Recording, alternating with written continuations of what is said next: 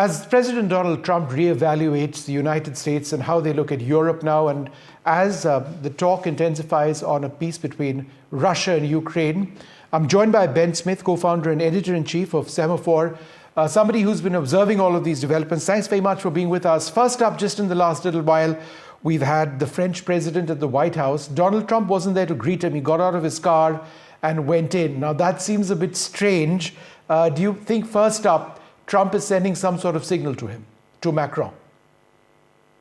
Yeah, I mean, I think Trump is sending the same signal to Macron that he's been sending to the Europeans, for years, but certainly in recent weeks, which is basically that they're on their own, that he thinks that that they haven't been paying their taxes to the United States of America, and that he's very skeptical of the Atlantic Alliance. Do you believe that this is Trump essentially reading the riot act to Europe, that look, the war in Ukraine has to end now, and you better figure out how you come to the table, because otherwise America is essentially going to pull the plug?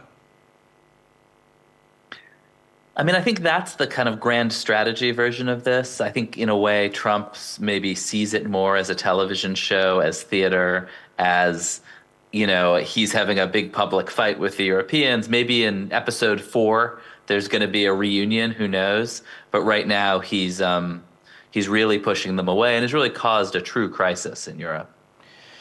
I was in Munich a couple of days back for the Munich Security Conference, and I was astounded by what Vance had to say when he said, and I quote, "The threat that I worry the most about vis-a-vis Europe is not Russia, it's not China, it's not any other external actor. What I worry about is the threat from within, the retreat of Europe from some of its most fundamental values." This is the American vice president speaking to America's closest allies, NATO allies, in this manner. What does that reflect?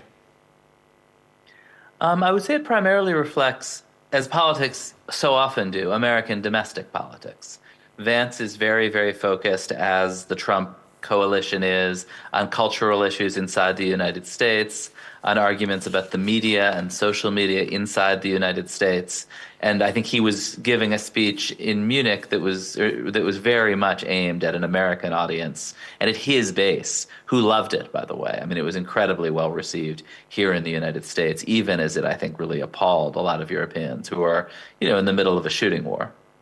Is it your sense that with the change of administration in the United States, there is a genuine belief now that the war must come to an end? Or are those who voted for the Republicans perhaps divided on what America should do as far as Ukraine is concerned? It's a complicated question, because there is a broad hope in the United States that the war will come to an end. And the administration is very sympathetic to Russia and quite hostile to Ukraine in general, and to Zelensky in particular. And there's really personal history here. Zelensky refused Donald Trump's pressure to help him in an earlier election. It became a huge scandal. The American people are very sympathetic to Ukraine and very unsympathetic to Russia. I think single-digit percentages have any sympathy for Russia in this conflict.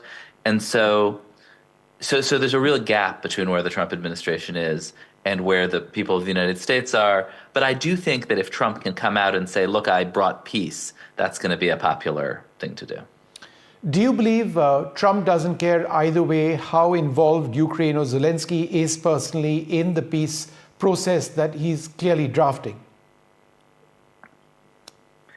I mean, I think we should take him at his word. He wants to do a deal with Vladimir Putin. I think he likes symmetry, he likes power, he likes the theater of power. And that's what they're arranging for him in Saudi Arabia. How does America or Trump, let's say, or the Republicans potentially see the rise of the right in Europe? It's not just Germany and the elections which took place yesterday. You've had a very strong statement from the Italian Prime Minister, and I quote, she said this yesterday, "When Bill Clinton and Tony Blair created the global leftist liberal network in the 90s, they were called statesmen. Today, when Trump, Meloni, Millet, or maybe Modi talk, they're called a threat to democracy. This is the left's double standard, but we are used to it." This would be music to Trump's ears, right? Yeah, and I think she's saying something that really does reflect a huge change between Donald Trump in 2016 and Donald Trump in 2025, which is that Trump has real allies across the world, people who admire him and who see things his way. And they're trying to help, and that includes Meloni in Italy, it includes Orban in Hungary. I think, challenge is that they're also trying to help the AfD in Germany. They're trying to help what are considered far-right parties across Europe. They're trying to help the Reform Party in the UK, which supported Brexit. But one of the quirks of nationalism is that, the American government reaching in and trying to help your nationalist party may not actually help them. And it didn't seem to help the AfD. The AfD's high water mark was right before Elon Musk started cheering for them. And they wound up kind of about where they were before, but he does not seem to have helped them at all. And if anything, his interference seems to have turbocharged the far left in that country. And so I think that, there's a question of whether Trump and Musk, who is substantially less popular than Trump, will actually be able to use their influence to help their allies in Europe, or whether there will be a backlash to that.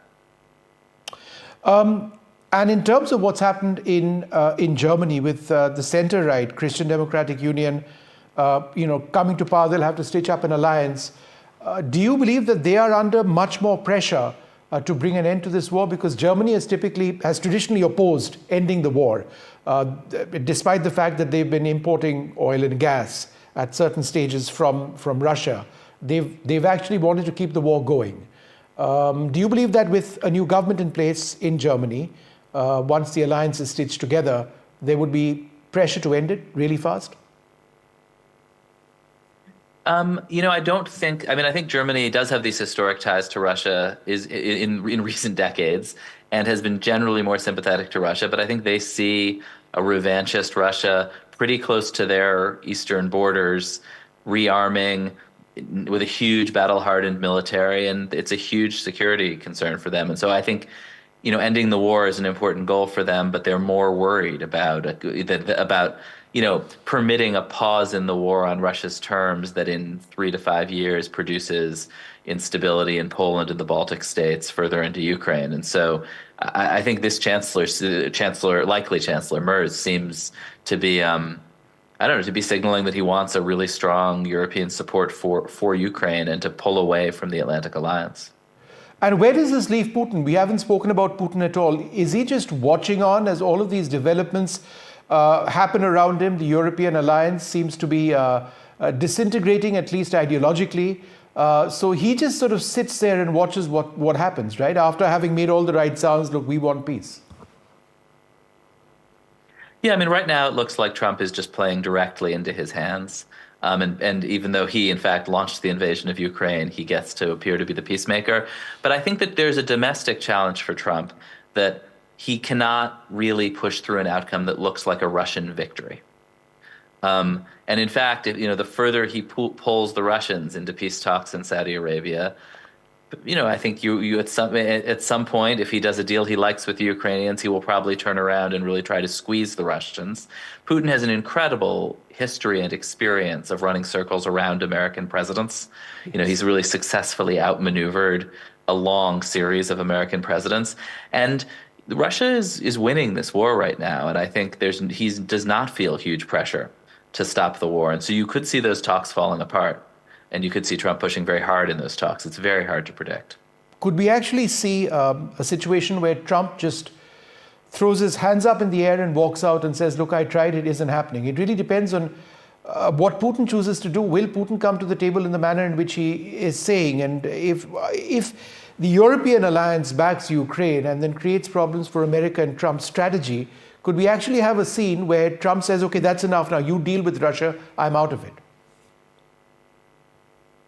I think Trump will be concerned about looking weak in the United States. He doesn't want to be the guy who lost a war. And I think, again, it's going to be very much about his domestic politics and how things appear in the American media and in the kind of conservative media here in the U.S., and that those are really the driving forces for him. All right. Ben Smith, co-founder and editor-in-chief of Semafor, thank you very much for joining us. Thank you for having me on.